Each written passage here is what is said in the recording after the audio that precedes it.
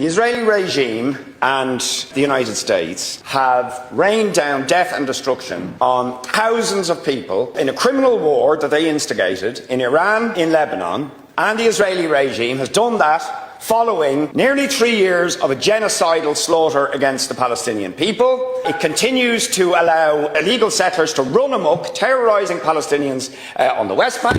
They're now going to introduce a law to execute Palestinians who are resisting an illegal occupation of their land. There are reports in the last week of animals being used to rape Palestinian prisoners under the Israeli Authority. Against that background, the European Union fails to suspend the EU Trade Association Agreement, special trade status this regime gets, and the Irish government continues, despite the fact that it was forced to raise that issue, to call for a re-examination of this. They continue to allow the US military to go through Shannon Airport, flights go through our airspace, facilitating the US military machine who are involved with this regime, committing these crimes, refuse to pass the Occupied Territories Bill, refuse to call for a boycott against the football match that Ireland is playing with Israel, despite the fact that UN experts are even saying we shouldn't be playing football with teams involved in legal occupation and genocide. And the only group in your speech that I called for disarmament is Hezbollah, not the Israeli regime, who refused to sign the NPT,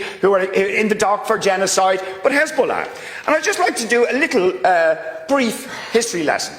After the Shatila Sabra massacre in 1982, which was investigated by a former Irish Foreign Affairs Minister, Sean McBride, Hezbollah didn't exist. That massacre, carried out, essentially orchestrated by the Israelis and Lebanese Falange fascist forces, was deemed by Sean McBride and the UN at the time to be a genocidal massacre.